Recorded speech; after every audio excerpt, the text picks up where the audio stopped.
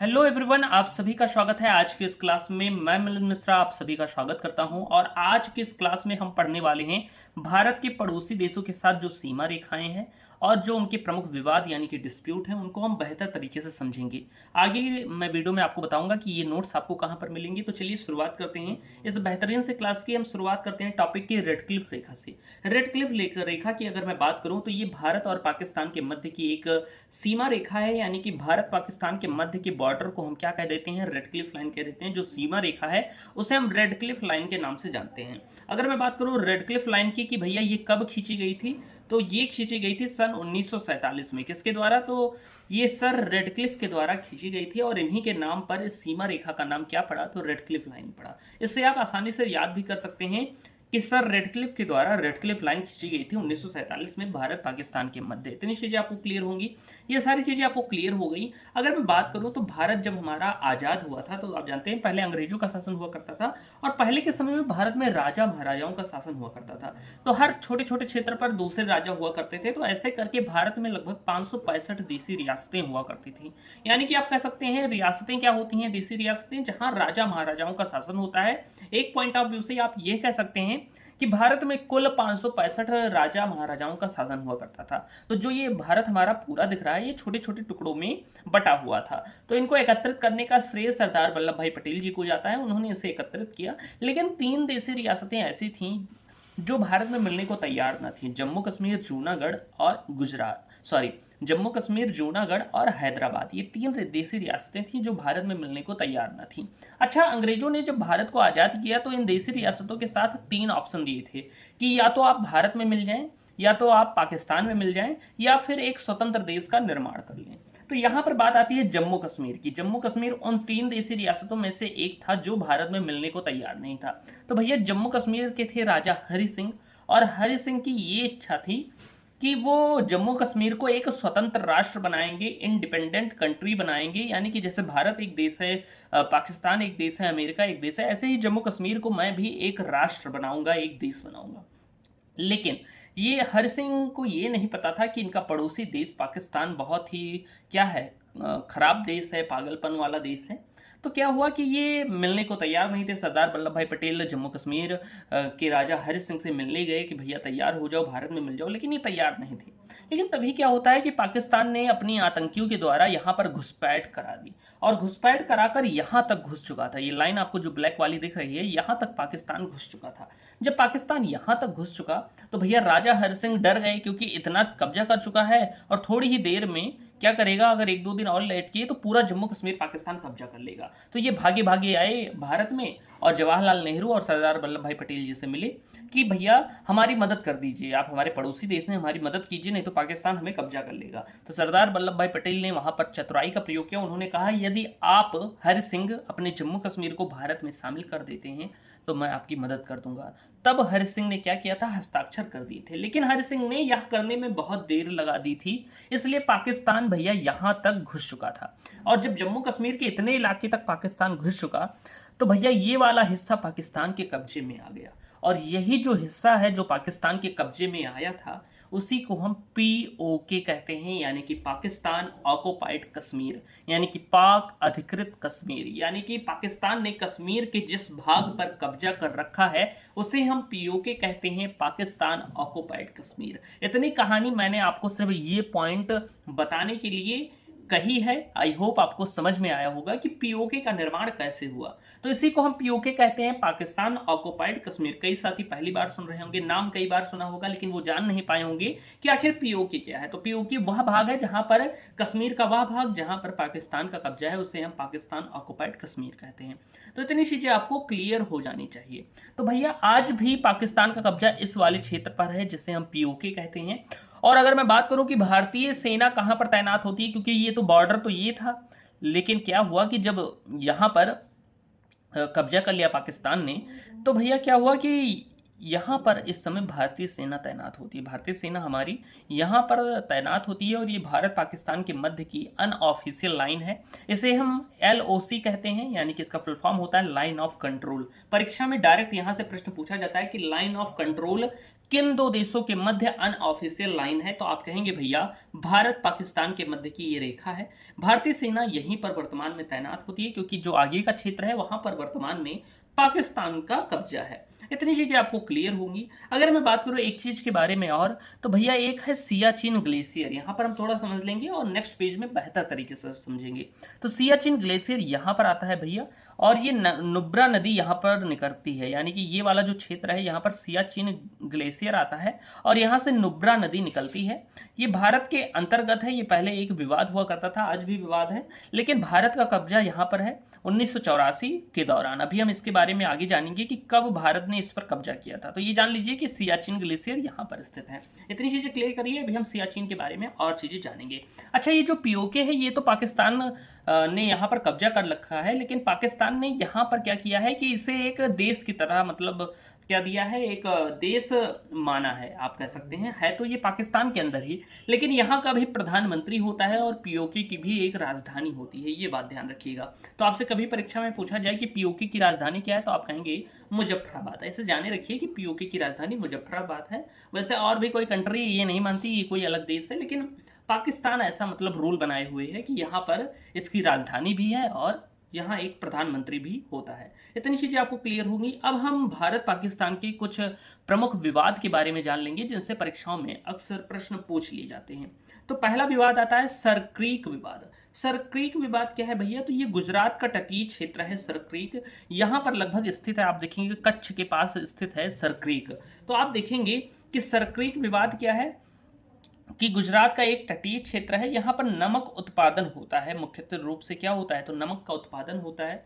और अगर मैं बात करूं तो ये 96 किलोमीटर चौड़ा है। जो सरक्रीक है ये 96 किलोमीटर की एक पट्टी आप कह सकते हैं, या एक आप कह सकते हैं कि एक तरह की चौड़ाई वाली भूभाग है 96 किलोमीटर का।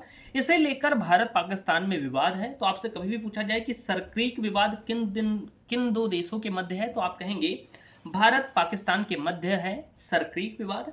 आप देखेंगे कि यहाँ ऊपर की तरफ आप देखेंगे मैप में ये वाला जो भाग है ये पाकिस्तान में आता है, जो कि सिंध में आता है। पाकिस्तान का सिंध प्रांत यहाँ पर है और यहाँ गुजरात है। तो भैया ये सिंध और कच्छ के बीच में पड़ता है सरक्रीक। कच्छ क्या है, गुजरात में स्थित है, आपको पता होगा। तो सिंध यानी कि पाकिस्तान के प्रांत सिंध और भारत के प्रांत गुजरात के जिले कच्छ में के मध्य क्या स्थित है, तो सरक्रीक उपस्थित है। और दोनों देश इस पर दावा करते हैं कि पाकिस्तान कहता है सरक्रीक मेरा है, भारत कहता है सरक्रीक मेरा है। तो ये एक विवाद है, ये बात ध्यान रखिएगा। चलिए बात करते हैं नेक्स्ट पेज पर। अब हम बात करने वाले हैं सियाचिन ग्लेशियर की। यहाँ पर समझेंगे आखिर सियाचिन ग्लेशियर को लेकर क्या विवाद है। भारत पाकिस्तान के मध्य दूसरा जो प्रमुख विवाद है वो है सियाचिन विवाद, या आप कह सकते हैं सियाचिन ग्लेशियर विवाद।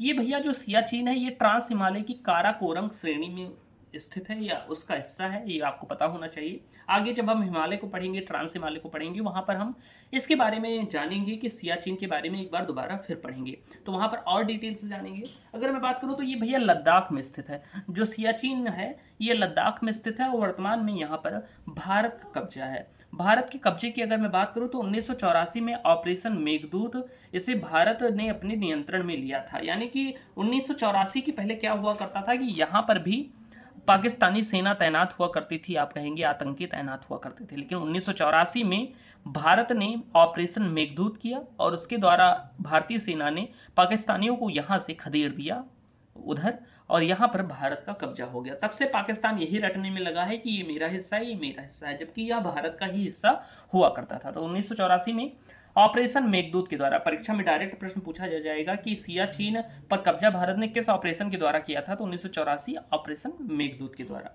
और अगर मैं बात करूं तो सियाचिन जो है भैया इसे लेकर इतना विवाद क्यों है, क्योंकि ये विश्व का सबसे ऊंचा युद्ध स्थल भी है, यानी बहुत ही ऊंचाई पर स्थित है ये। तो ये चीज भी आपको पता होनी चाहिए। तो युद्ध के पॉइंट ऑफ व्यू से बहुत महत्वपूर्ण भी है कि अगर यहाँ पर सेना पहुंची हुई है तो यहाँ से ये बहुत ऊंचाई पर है, तो यहाँ पर पहुंचना भी सबका मुश्किल हो जाता है और वहां से हमला करने पर जल्दी हम सक्षम भी हो जाते हैं। और ये जो सियाचिन है यहाँ से नुब्रा नदी निकलती है। ऐसा भी कहते हैं कि सियाचिन नुब्रा घाटी में भी स्थित है। तो आपसे पूछा जाए कि सियाचिन से कौन सी नदी निकलती है, तो आप कहेंगे नुब्रा नदी निकलती है। ये हो गया। अगर मैं अगले विवाद की बात करूं तो वो है 24वीं समानांतर रेखा। 24वीं समानांतर रेखा की अगर मैं बात करूं तो ये भारत के गुजरात के कच्छ जिले में स्थित है। कच्छ जिले के रण के पास पड़ती है। कक्ष जिले में एक स्थान है रण, उसके पास से होकर गुजरती है 24वीं समांतर रेखा, या जिसे हम 24वीं समानांतर रेखा कहते हैं। ये 24 डिग्री उत्तरी अक्षांश पर स्थित है, और आप कह सकते हैं ये एक अक्षांशीय रेखा है। तो इसे लेकर विवाद होता है। क्यों होता है? क्योंकि पाकिस्तान इस रेखा को भारत पाकिस्तान के बीच की वास्तविक सीमा मानता है। पाकिस्तान क्या मानता है कि जो भारत पाकिस्तान के मध्य की जो सीमा लाइन है वो यही है, उत्तरी अक्षांशीय रेखा जो 24 डिग्री पर स्थित है। जबकि ऐसा नहीं है, क्योंकि ये रेखा भारत के कच्छ जिले के रण से होकर गुजरती है, और अगर ऐसा मान लिया जाएगा तो कच्छ जिले का काफी भाग पाकिस्तान में ही आ जाएगा, जबकि कच्छ जो है वो भारत में ही पड़ता है।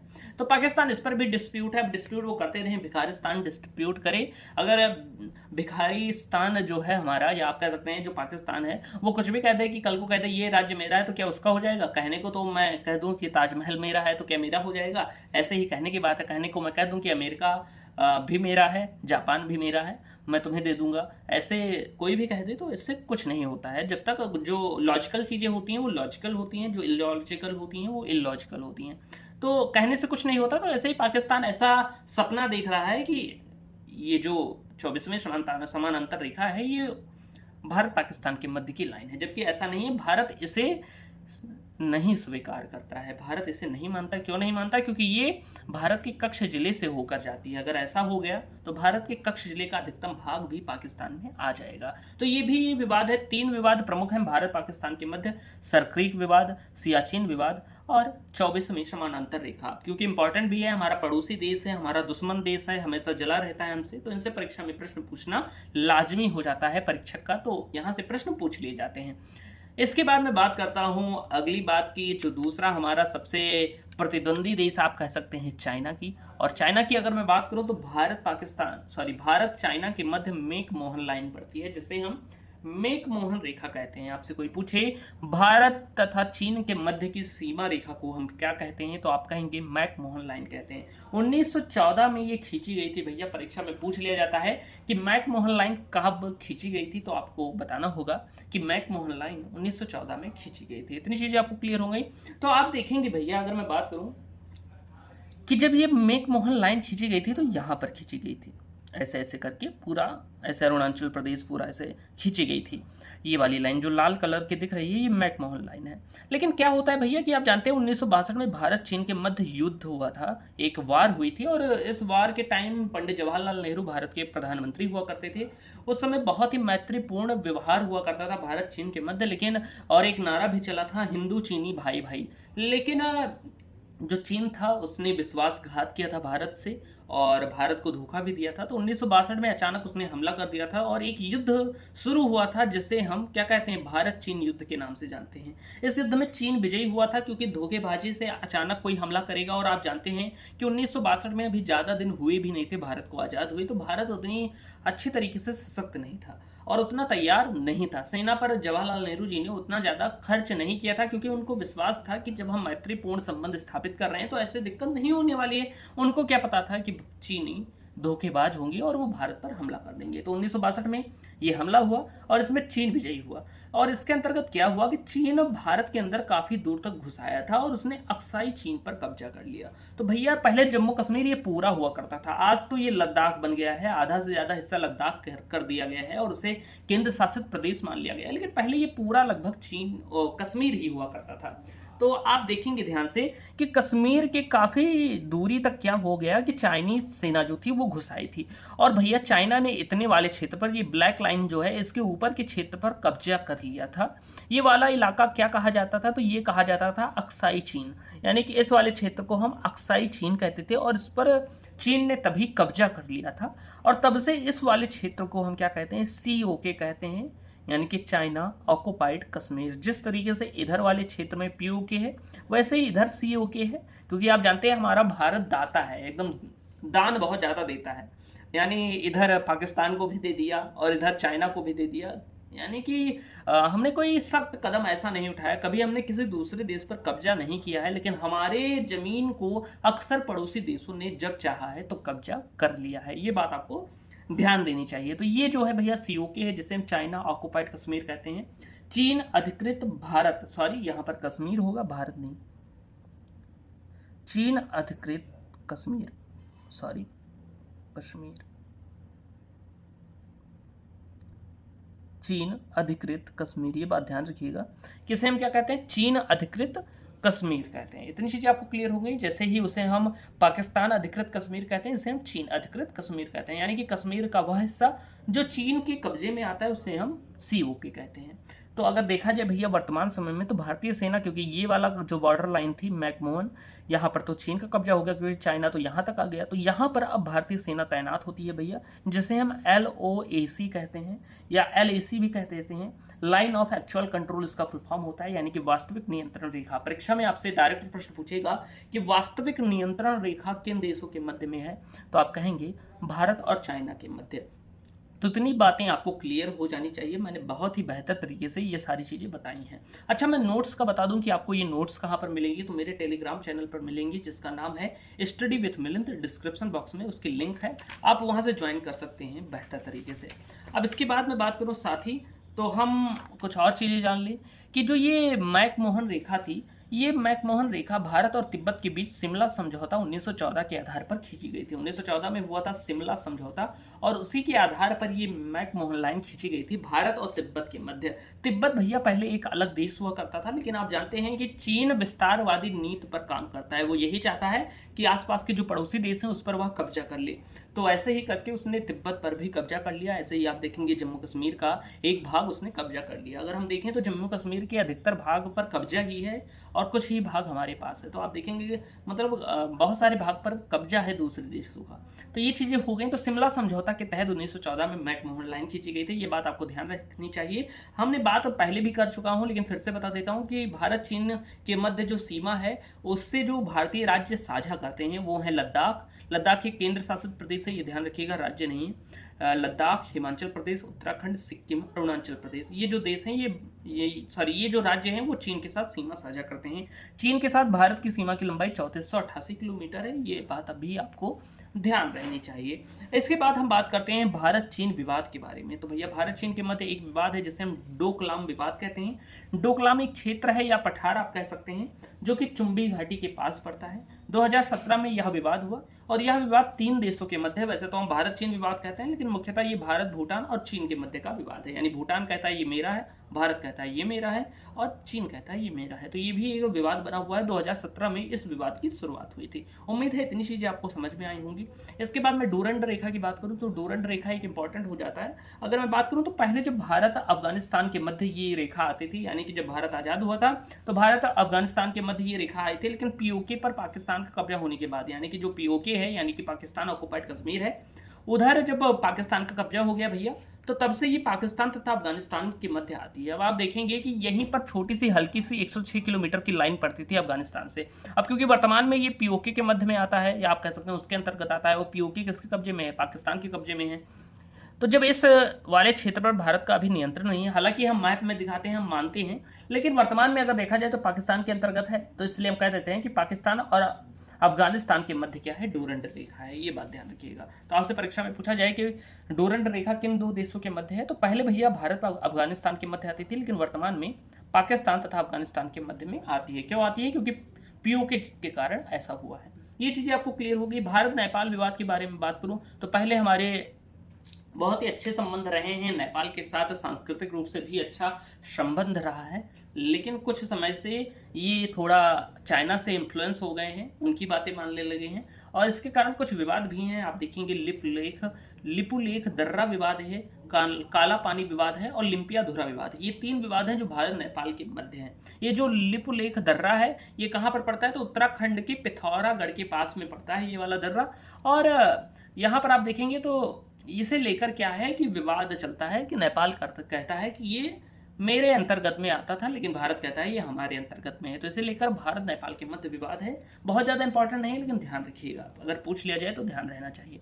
अगर मैं बात करूं आगे की चीज़ों के बारे में तो कुछ इंपॉर्टेंट चीज़ें हैं। ये कोई विवाद टाइप का ही है, लेकिन आप समझ सकते हैं कि कुछ इंपॉर्टेंट चीज़ें हैं कि जैसे कि चिकन नेक, एक चिकन नेक यानी कि सिलीगुड़ी कॉरिडोर है। यहाँ से प्रश्न पूछ लिया जाता है भैया चिकन नेक क्यों कहा गया? क्योंकि चिकन में सोता है मुर्गी और नेक में सोता है गर्दन, यानी कि मुर्गी की गर्दन की तरह थोड़ा आकार दिखता है। आप कभी भी मैप में देखेंगे तो ये वाला जो क्षेत्र है इसका आकार थोड़ा मुर्गी की तरह दिखता है, मुर्गी की गर्दन की तरह। यहाँ पर पतली सी गर्दन, गर्दन पतली होती है और मुंह ये हो जाता है, तो इसे हम चिकन नेक भी कह देते हैं। क्यों कहते हैं भैया? तो ये इंपॉर्टेंट इसलिए हो जाता है क्योंकि ये पश्चिमी भारत को पूर्वी भारत से जोड़ता है। ये बहुत ही पतला सा रास्ता है, मैंने यहाँ पर थोड़ा मोटा बना दिया है लेकिन ये और भी पतला है।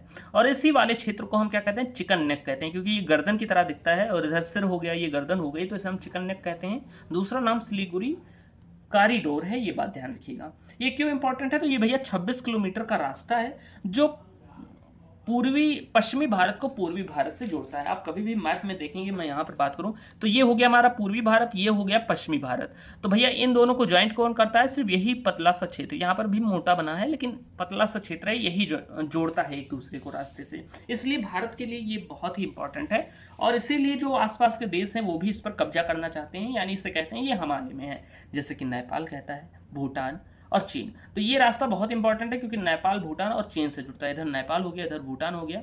अगर मैं इससे पतला बनाऊं तो भूटान की भी सीमा इससे टच होगी और इधर से चीन भी टच करता है, तो इसलिए ये इंपॉर्टेंट है भैया, ये बात ध्यान रखिएगा। ओके, तो चिकन नेक सिलीगुड़ी कॉरिडोर कहाँ पर है? तो आप ये जान सकते हैं, पश्चिम बंगाल में स्थित है। पश्चिम बंगाल का क्षेत्र है, पतला सा 26 किलोमीटर का रास्ता है, नेपाल भूटान तथा चीन से जुड़ता है। इतनी चीजें आपको ध्यान रखनी है।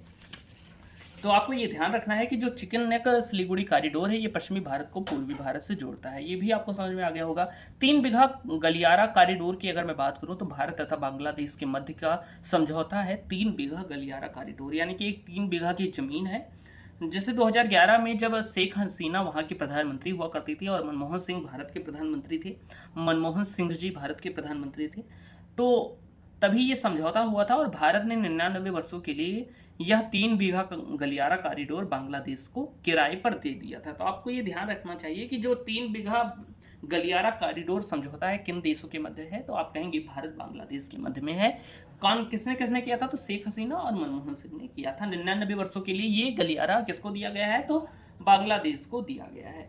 इतनी चीजें आपको समझ में आई होंगी। अगर आपको ये नोट्स चाहिए तो टेलीग्राम चैनल को ज्वाइन कर लीजिएगा, डिस्क्रिप्शन बॉक्स में लिंक है। और उम्मीद है आज की वीडियो आपको पसंद आई होगी। मिलते हैं अगली वीडियो में, तब तक के लिए जय हिंद, नमस्कार।